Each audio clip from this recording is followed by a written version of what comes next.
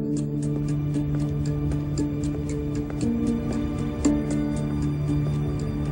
gas es invisible. El gas es inquietante. Dependemos del gas.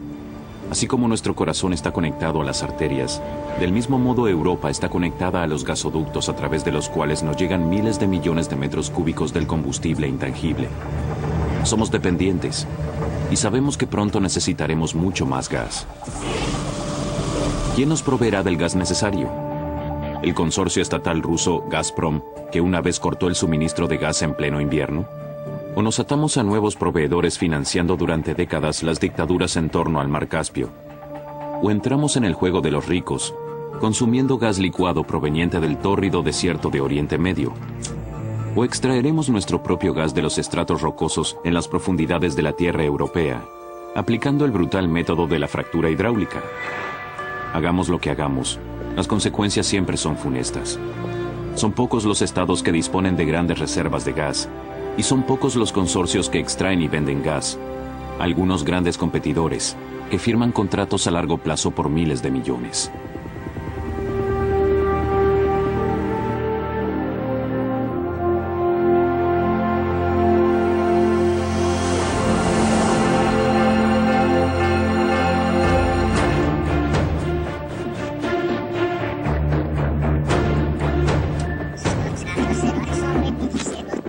La llave de gas, un símbolo para la dependencia de Europa de la energía rusa.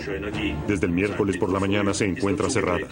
Según se informa desde Rusia, Ucrania habría cerrado los gasoductos de tránsito a Europa, por lo cual se interrumpió la provisión de gas. La autoridad máxima del gas en Ucrania negó la acusación con vehemencia y acusó a Moscú de incumplimiento del contrato. Mi nombre es Martin Leidenfrost. Soy periodista. Mi mayor interés siempre estuvo centrado en Europa del Este. Después de 10 negociaciones, se llegó a un acuerdo de enviar observadores internacionales. En la interfaz de los gasoductos, ellos debían constatar la llegada y el destino del gas natural ruso. Dos cosas son seguras. Las reservas de gas de Europa se están agotando y la demanda sigue aumentando. El gas es menos contaminante que el carbón o el petróleo. A causa del abandono de la energía nuclear por parte de algunos países, se necesita más gas aún. El 40% de las importaciones de gas de la Unión Europea provienen de Rusia. Algunos países de Europa Central y del Este dependen en un 100% del gas ruso. Yo mismo vivo en Eslovaquia. La única acería eslovaca tuvo que parar durante la gran crisis del gas en 2009. En países como Bosnia y Bulgaria, la gente pasaba frío.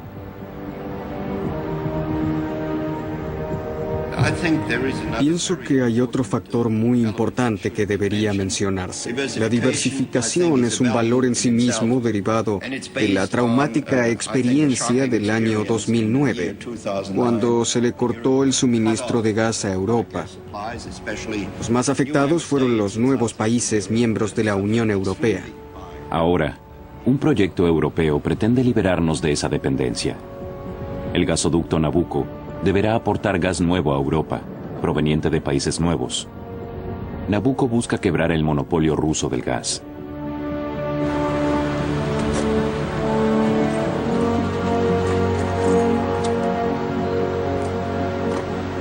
Por ello, la apertura de nuevos corredores es un elemento clave para la diversificación. La única apertura estratégicamente interesante sería Nabucco. El principal proveedor sería Azerbaiyán, seguido por Irak del Norte y Turkmenistán. Nabucco atravesará Anatolia, o sea que Turquía desempeñará un rol muy importante conectando. Una conferencia internacional del gas en Viena congrega responsables del negocio del gas, ejecutivos, lobistas, políticos. Buen día, perdone, ¿la conferencia del gas es ahí? En el primer piso. Gracias. Nabucco unirá por primera vez a Europa con la región del Mar Caspio, pero eso crea conflictos. Los rusos están descontentos. Primera pregunta a Joschka Fischer. Por su presentación, señor Fischer, entiendo que no está de acuerdo con que una diversificación de las fuentes de parte de un mismo exportador pueda ser considerada como tal. Es muy simple. Diversificación significa diversificación y no significa tener un proveedor que le pone diferentes etiquetas. Diversificación significa tener diversos proveedores. Esa es la opción. Una de las opciones. Perdone, señor. Quizás sea una de las opciones para usted, Pero la Unión Europea es bastante clara al respecto. Y no es una decisión que usted deba tomar, es una decisión que tomará Europa. Nosotros diversificaremos nuestros proveedores, le guste a usted o no. Supérelo, nosotros diversificaremos, es así de simple. Me encuentro en medio de un conflicto geopolítico. Es un conflicto entre Rusia y Europa.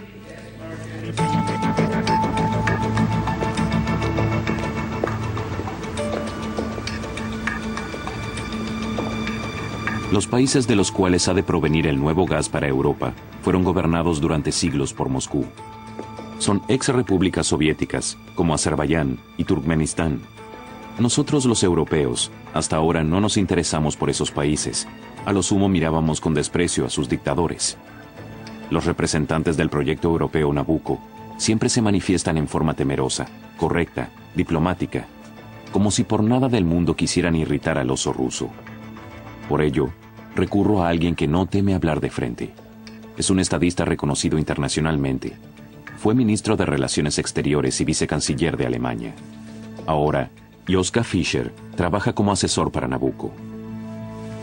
Probablemente usted sepa que en Reporteros Sin Fronteras Turkmenistán, todos los años se disputa con Corea del Norte el primer puesto en la categoría País Menos Libre del Mundo. Eso no ha mejorado en los últimos años. Si nuestra cuenta de gas ahora va durante 40 años a Turkmenistán, ¿acaso eso no estabilizaría el régimen en ese país? Pero considere los países a los que van nuestras cuentas de gas. Justamente ese es el problema. Sí, pero yo no puedo modificar la distribución de los recursos, y usted tampoco. Ese es el problema. Se sabe, no es nada nuevo. Pero no parece inquietarlo. ¿Le parece? Y bueno, se No, toma quise decir- Turkmenistán y dice, hay cuentas de gas con muchos países y cuentas de petróleo con muchos otros países, no quiero enumerarlos. Eso me afecta, pero no puedo modificarlo. Usted no tendría problemas de conciencia si Nabucco es aprobado y en 10 o 20 años se comprueba que esos regímenes en Azerbaiyán y Turkmenistán no hacen más que estabilizarse. Repito, no es una cuestión de conciencia. Yo no niego que haya serios cuestionamientos al respecto, difiriendo un poco según el país, pero estoy seguro de algo. La apertura de Nabucco fortalecerá los lazos con Europa. ¿Qué clase de personas son las que toman las decisiones en el negocio del gas? En mis primeras investigaciones, adquiero la impresión de que se trata de un área con unos pocos jugadores importantes. Hasta me parece que los tratos más grandes, muchas veces, son decididos por dos hombres amigos. Hombres amigos como Putin y Schröder, quienes han concretado la circunvalación al norte de Ucrania como país de tránsito, el costoso gasoducto Nord Stream. U hombres amigos como Putin y Berlusconi, que buscan circunvalar a Ucrania en el sur con el proyecto South Stream de 20.000 millones de euros. Por lo menos parece ir bien el negocio con Rusia, el país con los mayores yacimientos de gas del mundo. La gente de Nabucco tiene un estilo diferente. Nabucco es respaldado por la Comisión Europea y la forma de trabajo de la gente de Nabucco me recuerda a los funcionarios de Bruselas. Me intriga saber si de este modo lograrán concretar un gasoducto de 4.000 kilómetros.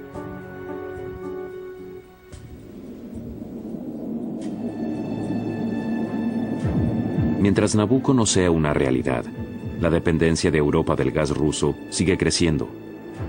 Rusia es el mayor proveedor de gas de la Unión Europea, por delante de Argelia y Noruega. El nuevo gasoducto del Mar Báltico aumenta la dependencia. El gasoducto planeado a través del Mar Negro terminaría de cerrar el círculo aprisionador.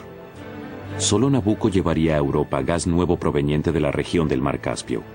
La lucha de poder geopolítica se centra en Azerbaiyán. Todos quieren el gas de ese país. Es la primera vez que viajo al Cáucaso, al Mar Caspio, a Azerbaiyán. Bakú es la madre de la civilización petrolera. En la transición del siglo XIX al siglo XX, aquí se extraía la mitad de todo el petróleo del mundo. El centro de la ciudad de Bakú tiene un aspecto próspero y occidental.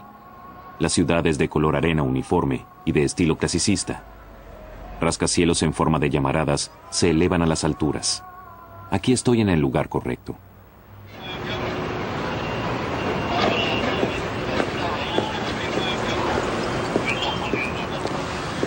Me encuentro frente al cuartel general del consorcio azerbaiyano del gas, SOCAR. Ahora me entrevistaré con el vicepresidente. Es una situación delicada. No me encuentro en un país libre. Es un estado de régimen policial. Por todos lados se ve policía. De todos modos, quiero plantearle una pregunta interesante. Si cree que las grandes reservas de gas en verdad son algo bueno para su país. Azerbaiyán se encuentra, yo diría, en una ubicación geográfica muy complicada. Tiene vecinos grandes e influyentes, Rusia, Irán, Turquía, y les vende gas a todos ellos. ¿Por qué lo hace? Bueno, es natural, porque si usted tiene un producto, si produce algo, es mejor venderlo a un vecino, a un país cercano, para ahorrar costos de transporte. O sea que es lógico que proveamos de gas a Rusia, a Turquía, a Irán y a Georgia. ¿Y sobra gas azerbaiyano para Europa? Una respuesta simple a esa pregunta simple sería, sí, tenemos gas. Tenemos cantidades suficientes como para proveer a Europa a partir de este momento. Pero mi pregunta sería, ¿tienen un gasoducto que nos comunique con los principales consumidores europeos? Suelen correr rumores de que la empresa rusa Gazprom le ofrece a Azerbaiyán comprarle todo su gas a un precio más que razonable. Por supuesto, es lo que quieren, pero quieren comprar a un muy buen precio. ¿Eso significa que los rusos quieren conservar por todos los medios su dulce monopolio de los suministros a Europa? No es posible erigir un monopolio en el sector de la energía, en ninguna parte. La pregunta es si a los rusos les gustaría tener un monopolio.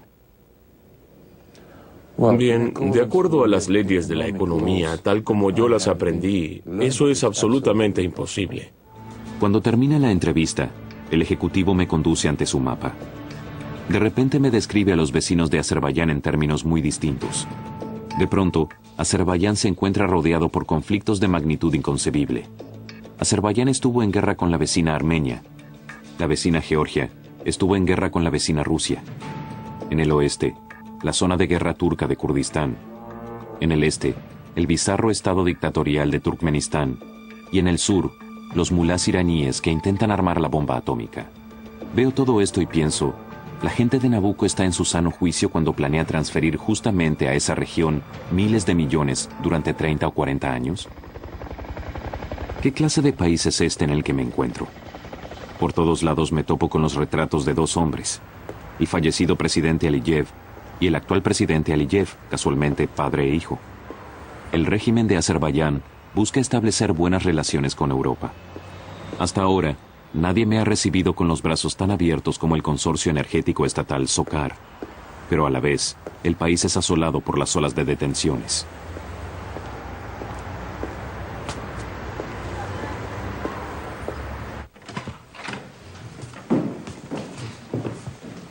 Buenas tardes. Pase, por favor, pase.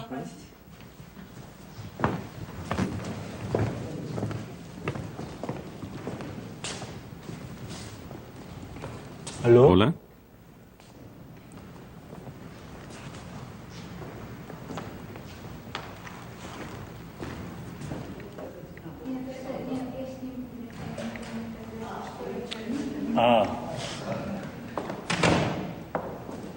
¿Usted es el ministro Aliyev? Encantado, ¿cómo está? Hola. Bienvenido a Bakú, bienvenido a Azerbaiyán. Bien, gracias.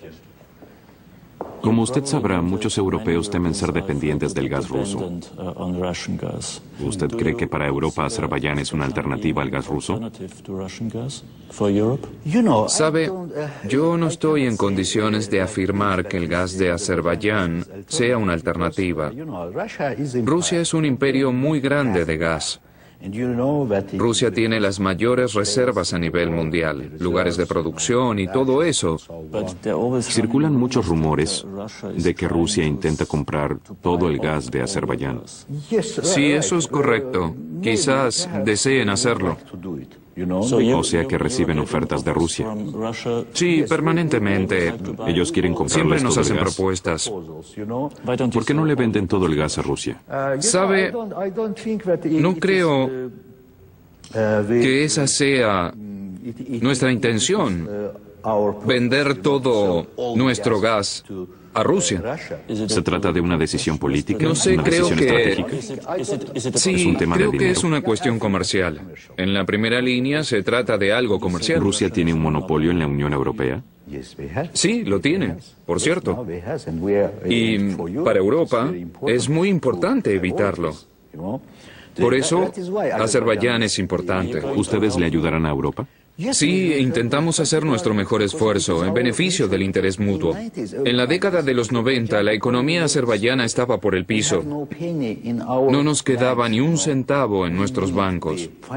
Necesitábamos apoyo financiero y tecnología, equipamientos, para poder seguir desarrollándonos. Pero ahora tienen todo eso. Sí, ahora lo tenemos. ¿Y no se arrepienten de tener compañías internacionales que obtienen enormes ganancias? Claro, pero sí, esa es nuestra política. Invitamos a empresas extranjeras a venir a Azerbaiyán e invertir dinero. Y ahora estamos muy felices de que venga mucho dinero hacia aquí.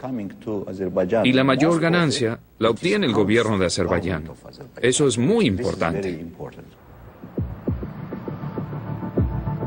El consorcio británico BP ocupa una posición destacada en Azerbaiyán. A comienzos de los 90, después de la derrota en la guerra contra Armenia, la economía petrolera del país estaba arruinada.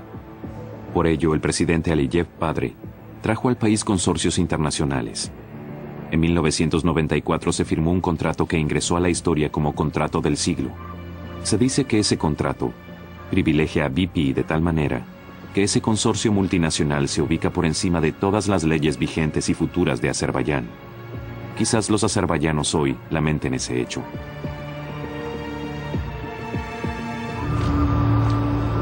Siempre se desemboca en el mismo dilema. Dick Cheney alguna vez lo formuló en los siguientes términos: Dios no tuvo la gentileza de fijarse en que el petróleo y el gas solo estuvieran allí donde hay regímenes democráticos. Ahora, yo me pregunto si es culpa de Dios, o más bien del ser humano. Si la riqueza del gas no concentra automáticamente un gran poder en pocas manos. Si la riqueza del gas no obstaculiza más a un país de lo que lo impulsa. Si la riqueza del gas es una bendición, o más bien una maldición. El representante de uno de los consorcios occidentales me recibe a pesar de todo, el director en Bakú de la empresa francesa Total. Eso me sorprende, ya que justamente Total tiene mala fama debido a su colaboración con dictaduras como Birmania o Irán. Buen día. Buen día. Bienvenido a Bakú. Después de la entrevista, el francés me pedirá que no cite una frase de él en la que cree haber usado las palabras democracia y Azerbaiyán. Dice que no quiere juzgar su país de acogida. ¿Cuándo ha llegado? ¿A Bakú? Sí. Hace unos días. ¿Qué es lo especial del gas y qué es lo especial del negocio del gas? Es más complicado que el negocio del petróleo. Con el petróleo usted simplemente va a un puerto, carga un barco y este se traslada a cualquier lugar del mundo sin ningún problema. Con el gas se necesitan muchos compradores por un tiempo prolongado, ya que se requieren gasoductos. O sea que hay que hacer largas negociaciones y es una gran inversión adicional. Pero se dice que Azerbaiyán no tiene suficiente gas para Europa como para justificar un gasoducto como Nabucco, por ejemplo. Esa no es la pregunta. La pregunta es, se perfora 500 metros bajo la superficie del mar y los yacimientos de gas se encuentran hasta 7 kilómetros de profundidad. Por eso es muy complicado. Y es muy complicado porque es un problema geológico y además hay mucho dinero en juego. Hay que hacer una inversión enorme. La segunda fase de Shah Deniz, por ejemplo, cuesta más de 20.000 millones de dólares.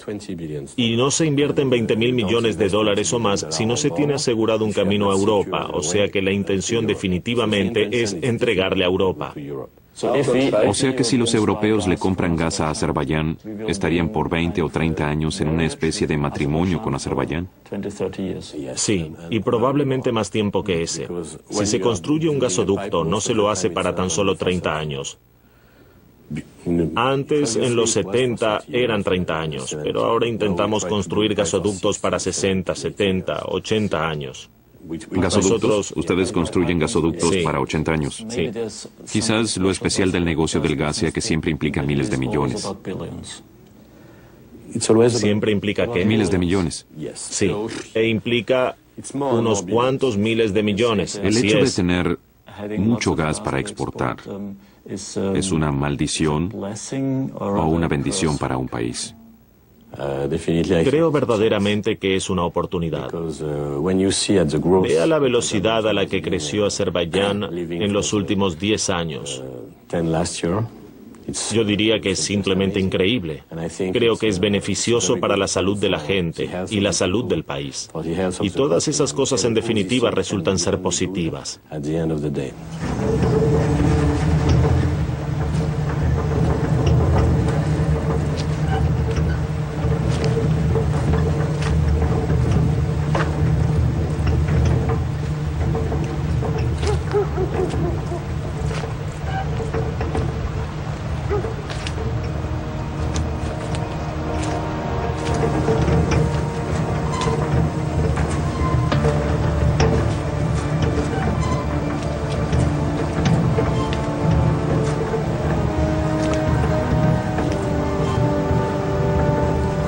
El país del fuego podría ser un proveedor confiable de gas para Europa.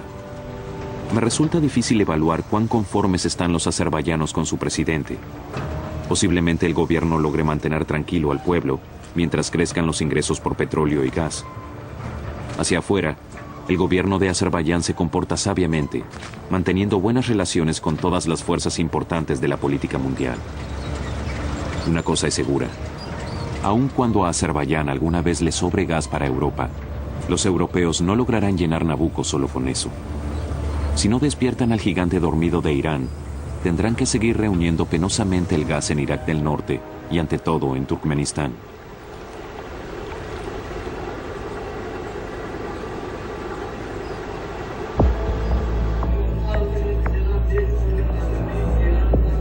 Turkmenistán es una dictadura completamente aislada. El tirano Turkmenbashi hizo demoler la ópera y cerrar todos los hospitales fuera de la capital. Desde la muerte de Turkmenbashi, quien gobierna en Turkmenistán es su dentista, Gurbanguly Berdimuhamedov. Pero el país de las vastas estepas y los abundantes yacimientos de gas no se ha vuelto más democrático. ¿Y a esta región queremos atarnos por medio de un gasoducto?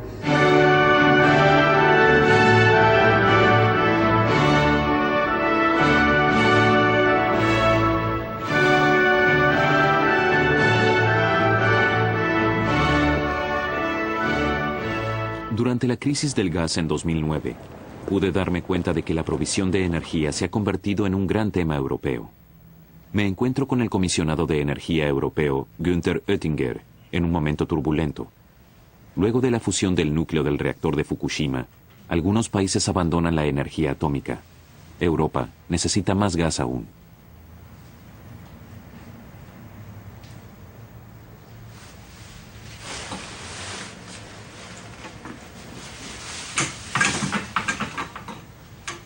Buenas tardes. Buenas tardes. Yo soy Leidenfrost de Austria, periodista dedicado al gas. ¿Quiere sentarse? Bien. ¿Llegó esta mañana? Ayer.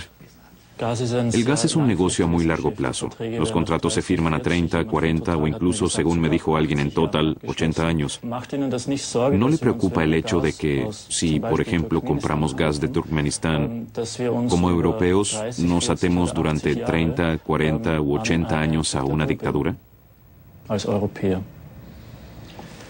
Queremos ampliar nuestras relaciones comerciales, pero también culturales con esos países. De ese modo, por lo menos pretendemos no dificultar y quizás hasta facilitar el camino a la libertad de opinión, a una sociedad abierta y en algún momento a la democracia. A eso se Esa suma... naturalmente es la política de la Unión Europea, y yo entiendo que usted aspire a esa meta. Pero ¿no le preocupa que de ese modo Europa siga dependiendo durante generaciones de un proveedor de gas como Turkmenistán? Las reservas de gas y petróleo las tienen, sea que nos las vendan o no. Y si no las compramos, las compran los chinos o los rusos. Pero Solo que los rusos nuestra solo cantidad de tienen gas crece en tal medida que nuestra demanda de gas. nuestro consumo de gas es tan alto que tengo que incorporar nuevos proveedores. Eso es ¿Qué es lo inevitable. que los rusos le objetan a Nabucco? Nada, espero. Pero el ministro de Energía de Azerbaiyán me confirmó que Rusia intenta comprar todo el gas azerbaiyano, quitándoselo a los europeos frente a sus narices. Entonces, no quedaría nada para Europa. Eso aumenta aún más el desafío. Lo veo como una competencia deportiva.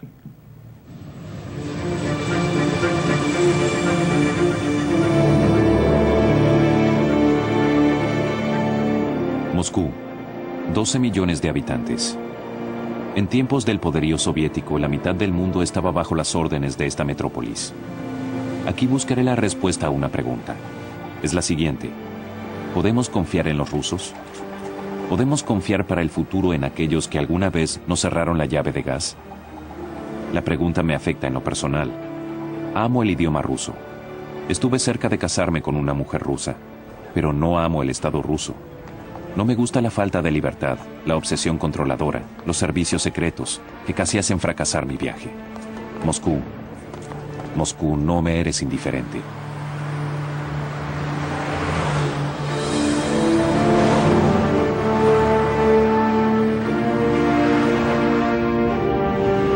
Estoy en Moscú, me traslado a Gazprom. Lo que me espera ahora es una concentración de poder y dinero como jamás vi en mi vida. Es una sensación muy especial. En el mundo del gas existen diferentes nombres como BP, Shell, pero todas esas empresas producen tan solo el 2, 3 o 4% del gas que existe en el mundo. Gazprom produce el 25%. No es una empresa, es un imperio. Вот это он? Да. Газпром.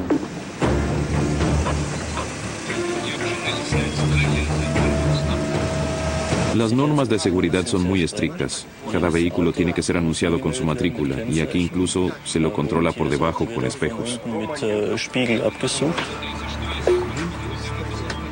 Es impactante. Lo mismo ocurre con los autos que salen.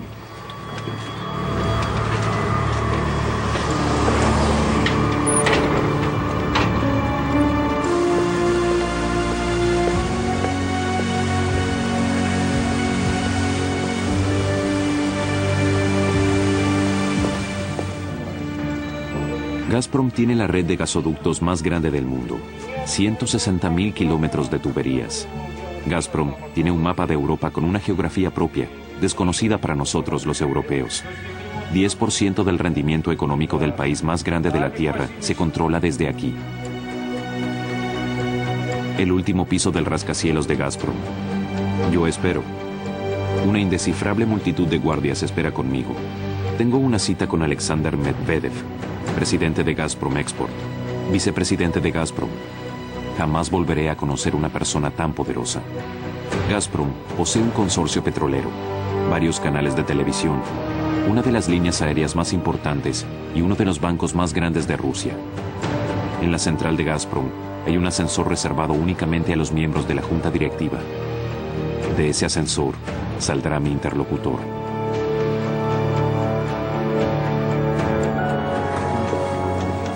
Buenas tardes, Martin Leidenfrost de Austria. Señor vicepresidente, ¿usted coincide en que Rusia ya no es una superpotencia, pero que Gazprom sí es una superpotencia? Si usted habla de superpotencia, más bien debería plantearle esa pregunta a un experto militar. ¿No cree que Gazprom simplemente es muy grande? Gazprom posee canales de televisión, un banco, carnicerías, tienen todo. ¿No es una empresa muy grande como para poder dirigirla? En realidad pienso que aún no hemos alcanzado la masa crítica, como para poder aprovechar todas nuestras ventajas competitivas. Es decir, que necesitan aún más sectores. Sí, por supuesto. El ministro de Energía de Azerbaiyán, Natik Aliyev, me ha comentado que Gazprom intenta comprar todas las reservas de gas de Azerbaiyán. ¿Es posible que ustedes compren el gas para impedir que le llegue a Nabucco? No tiene nada que ver con eso. Nosotros necesitamos el gas de Azerbaiyán para optimizar nuestra cartera de valores. Además, me cuesta imaginar que alguien pueda ofrecerle un precio mejor a Azerbaiyán, ya que ampliando un poco nuestra red de gasoductos, estamos unidos a ellos. Usted afirma entonces que no intenta quitarle a Nabucco el gas que le está destinado. No, de ninguna manera. Perseguimos metas diferentes. Hablemos del lado europeo de la historia. ¿Usted no se siente defraudado porque los representantes de gobiernos europeos apoyan a Nabucco y... No, no es así. Solo queremos que nuestro proyecto reciba el mismo trato que Nabucco. Hablemos ahora de la crisis del gas en enero de 2009. ¿No es la razón por la cual a los europeos les preocupa depender de Gazprom y de que Gazprom pueda volver a cerrarles la llave de gas? Sí, esa es una forma de difundir una idea incorrecta, pues la mayoría de los medios masivos de comunicación ha planteado que Rusia le cortó la provisión de gas a Europa. Pero en verdad ocurrió todo lo contrario. Ucrania, como país de paso, ha interrumpido el acceso del gas ruso a los clientes europeos. Pero ustedes también cancelaron las entregas, ¿no es cierto? No hemos interrumpido las entregas. Nuestras entregas fueron detenidas por un país de tránsito. No lo hemos hecho en el pasado y tampoco planeamos hacerlo en el futuro. También hablé con Joschka Fischer, el exministro de Relaciones Exteriores de Alemania. Él me comentó que, según su opinión, Gazprom está ejerciendo mucha presión sobre posibles proveedores para Nabucco. No, no es verdad. Esa es una afirmación absolutamente improcedente, que nosotros estemos ejerciendo presión política. Quizás el señor Fischer no tiene un buen empleo y, a falta del mismo, ha decidido entrenar sus capacidades retóricas. Muchas gracias. Gracias. Pero él es un buen orador. Sí.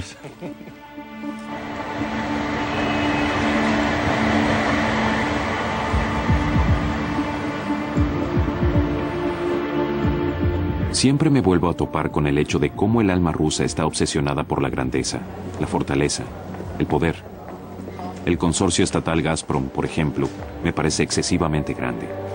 Si esta empresa fuera más pequeña y si no fuera un instrumento del Kremlin, entonces me uniría a ella sin vacilar.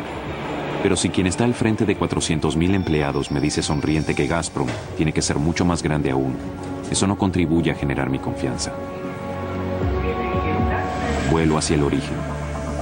El origen del gas, del cual dependen algunos países europeos en un 100%, y el origen del conflicto. Sigo el recorrido del gasoducto más importante. En verdad, un conjunto de 12 tuberías paralelas subterráneas. Bajo mis pies pasa el gasoducto que desató la guerra ruso-ucraniana por el gas. Una guerra de ese tipo puede repetirse en cualquier momento.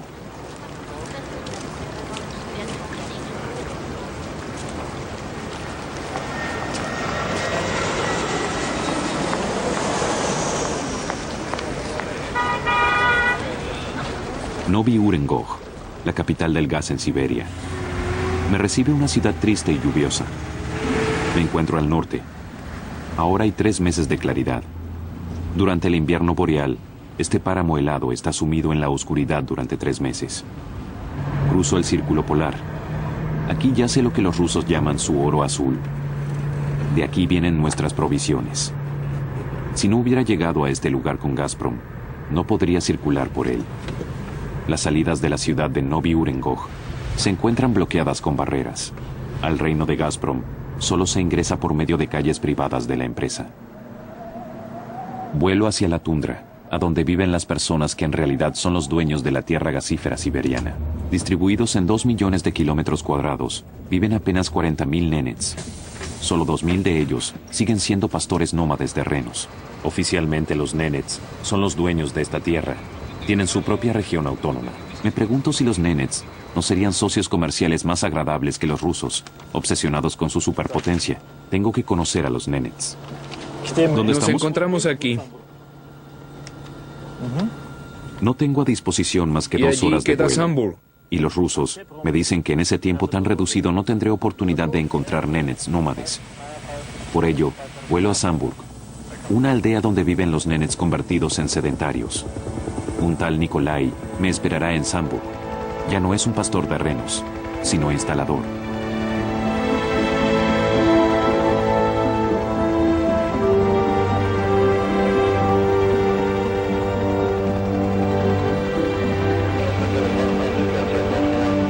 Este territorio es ilimitado, y en verdad no es un territorio.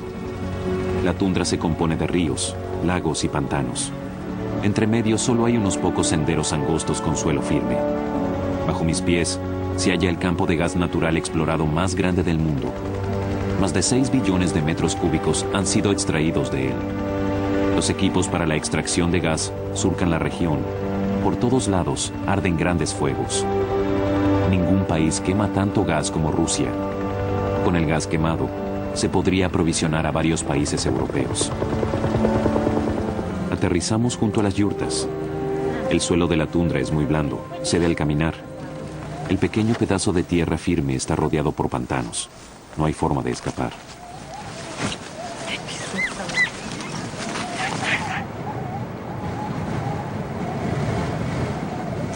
Buenas tardes. Buenas tardes. Yo soy Martin, de Austria. Да? Это не многодетная. Вот многодетная семья. Привет, привет.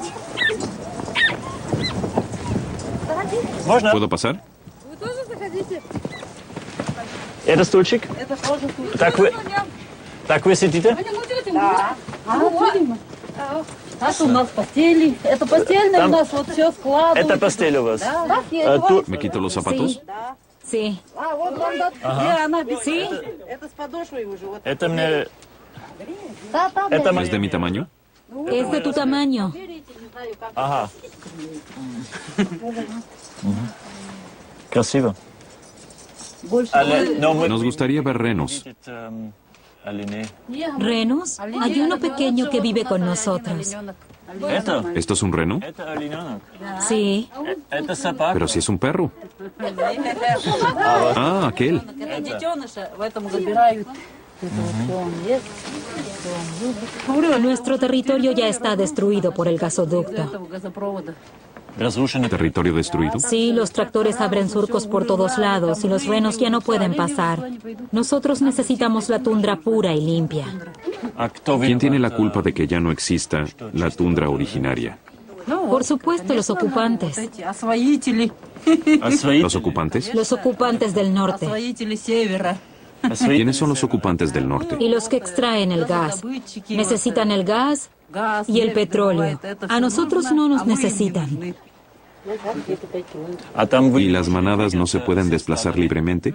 Los gasoductos son como barreras. Sí, y es un territorio contaminado. История уже, считай. Todo está sucio. Загрязнёно уже. А вы... Arrojan de todo cuando Например, construyen. буровые ставили, там же они хлам. вот El этот cemento, цемент, вот это sustancias всякие químicas, химикаты, no lo вот sé. растворители, я не знаю, что там такое. Y luego Висят, los renos lo lamen потом олени y se скидывают, mueren. и убирают они. А вам ¿Y не... no les dan dinero en compensación? Да не знаю, Quizás alguien reciba dinero, pero nosotros no. Antes derretíamos la nieve. Eso es imposible ahora. Desde que las extracciones de gas han comenzado aquí, la nieve siempre está amarilla желтый, y también negra. местами уже черный. Черный знак. Mejor no saber todo lo que un laboratorio podría encontrar en Я не ella. знаю, там какие смеси там уже на снегу. А зачем вам... ¿Para qué necesitan a Rusia? Вы могли бы... ¿No pueden crear su propio estado? No lo sé. Знаю. Вы не хотите... Luego viene Rusia y nos Россия aplasta. возьмет и завоюет нас. Así como Estados Unidos conquistó Irak y listo. Ирак завоевывает ни с того ни с сего. То Con nosotros harían algo parecido, ¿no es cierto? сделает что?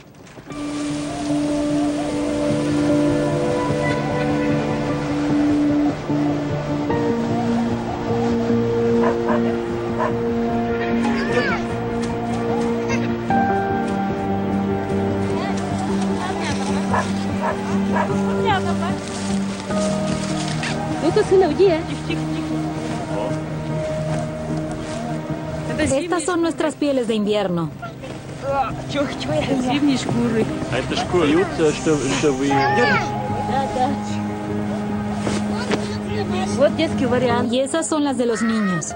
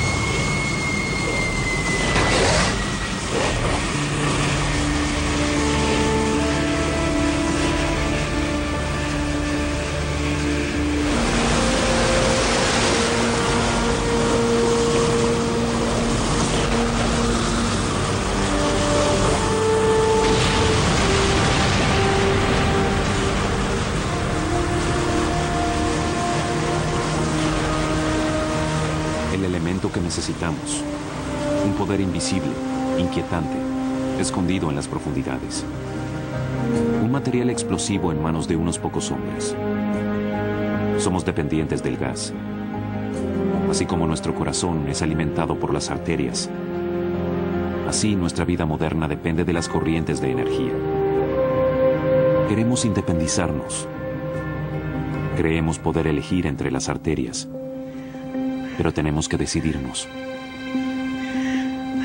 Nuestra elección será una decisión para toda una vida. Si una mañana volvemos a pasar frío, comprenderemos que hemos elegido mal. El gas tiene un precio, y nosotros podemos elegir entre distintos desastres.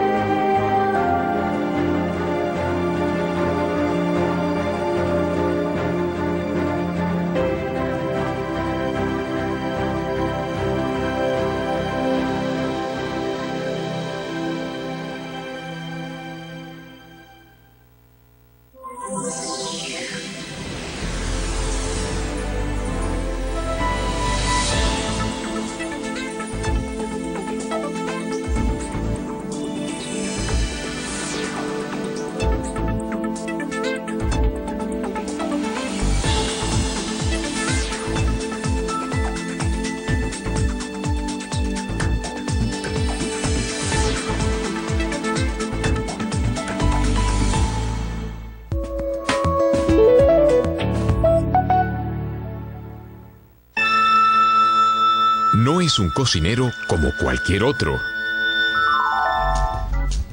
Su dogma, comida vegana. Y el éxito le da la razón. El chef berlinés Attila Hildmann. Para los vegetarianos, un ídolo. Y para los sibaritas, un descubrimiento. Euromax. En breve, en DW. En Forma, vitalidad para el cuerpo, el espíritu y el alma. El miedo nos advierte del peligro, pero cuando algunas situaciones cotidianas generan ataques de pánico, se convierte en una enfermedad. ¿Qué terapias ayudan en caso de trastornos de ansiedad? En Forma, en 30 minutos, en DW.